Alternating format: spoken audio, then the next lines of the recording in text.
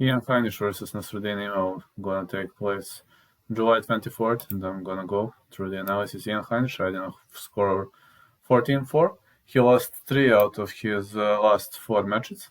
Ian Heinisch TKO'd Jared Nurshard. He was outworked by Brunson, Akhmedov, and Gastelum. He priorly outworked Cesar Ferreira, Antonio Carlos Jr. He turned the lights out on Justin Sumter, and also he's the former LFA middleweight champion. And got to say that this guy, 5'11", 72 inches is his reach, fighting out of Phuket, Thailand.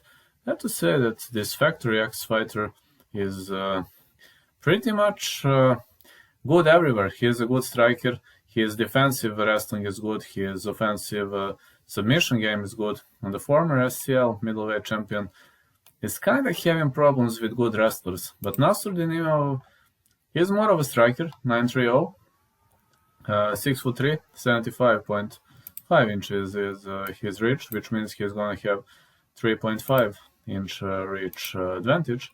And Nassourdine Imavov fights out Salon de Ploven, France, and Imavov is coached by Fernando Lopez. He suffered his first majority decision loss to Phil Hawes of his career. Also, prior to that, he defeated Jordan Williams.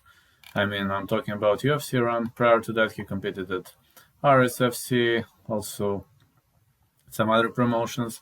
He stopped Jonathan Meunier, and he also lost to Michal Michalski and Hayadi Maidedin. Got to say, this guy is very skillful everywhere, pretty much.